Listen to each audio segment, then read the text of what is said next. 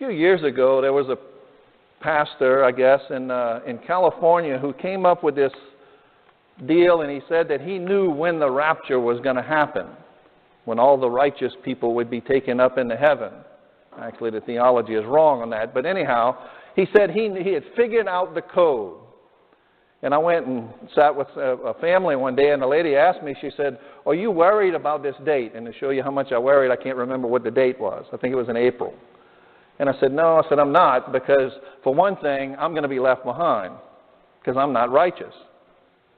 And she says, "What do you mean?" I said, "Well, to claim that you are righteous takes pride. And by the fact of having pride, that's a sin, so then you're not righteous." I said, "What are these people thinking?" And she just kind of stopped, and she said, "Well, he claims that the world is going to come to an end in October." I said, "Okay, there's nothing we can do about it. It's like the weather. You can't change it, right?" She said, "Well, you're kind of relaxed about this." I said, "Well, I have faith." And Jesus tells in the Gospels, he says that no one knows, not the Son, but only the Father. And I said, if the Father wouldn't tell Jesus, right, he wouldn't tell his Son, I'm pretty sure he didn't tell his pastor in California. And we're still here, right? But you see, why do we worry so much about the end times, right? Jesus gives us a description in today's gospel about what's going to happen, right? There's always been wars and insurrections. We look at TV and you see commercials where people are starving. So there is famine, there is plagues. All of these things happen every day. And the end comes for someone every day. So why do we concern ourselves with it? What is it about the end times that prevents us from living in today? You see, we're saved by God's grace. There's nothing we can do to earn God's grace. There's nothing we can do to increase God's grace. We are saved by God's grace. And we have to have faith in that. We have to have faith in God that He is going to take care of us, like Jesus says in the gospel today, that not a hair on our head will be destroyed because of our faith. But when you look at what Paul says and kind of take into context what Paul says in the second reading today, see, he says that if we don't work, we should not eat. How many times have you heard someone say that they left the church because they were not being fed? So you see, we have to ask them, when you hear that, ask the question, well, what were you doing? Because we don't come to Mass to receive. See, that might be a misconception for some people. We come to Mass to surrender ourselves to Him. We come to Mass to surrender ourselves, who gives us that grace, who saves us, who wants us to be in heaven with Him. That's why we come to Mass. Sure, we get fed with the Word. We get fed with the Eucharist. But we have to ask ourselves, what are we doing? What am I doing to help build the kingdom of God on earth? Right? Each and every one of us is asked to be a disciple of Jesus Christ, to help build the kingdom of God here on earth. So what are we doing? What is it that Jesus Christ is asking of me? See, I can't answer that for everyone. See, that has to be a conversation between us and Jesus, between each and every one of us. And while we're asking Him for all of these things, sometimes we need to just be quiet and listen to what He's telling us. You see, because He's calling each and every one of us to something. Are we doing it? Are we listening to what He's calling us to? See, some of it is physical, because there's a lot of things that need to be done. There are a lot of people that need help. There is a lot out there.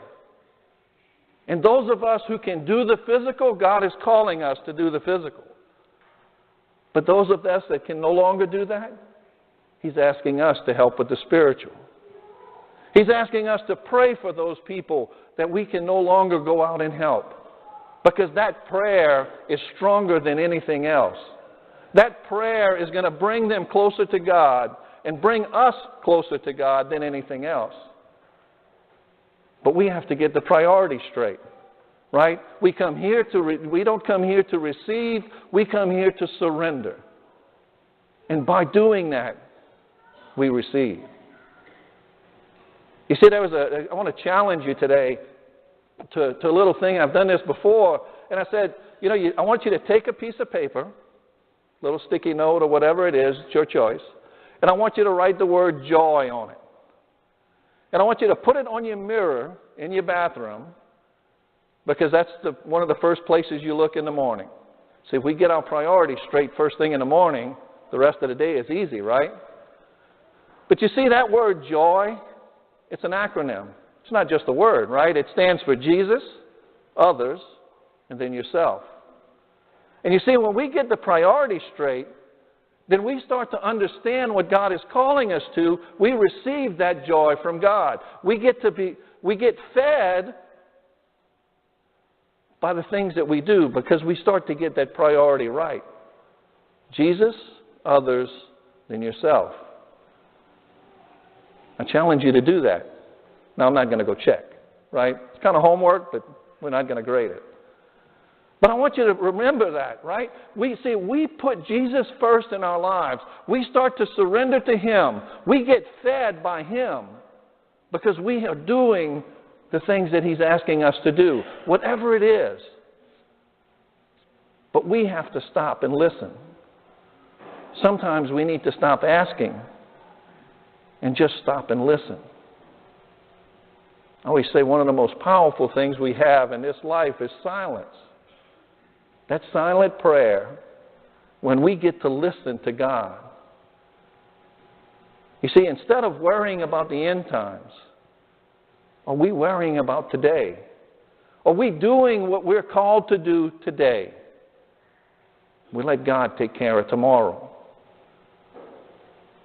You see, He's calling each and every one of us to be His disciple. He's calling each and every one of us to get our priorities straight, to put Him first, others second, and then ourselves third. He's asking us to help build the kingdom of heaven here on earth. He's asking us to help build the diocese of Houma Thibodaux.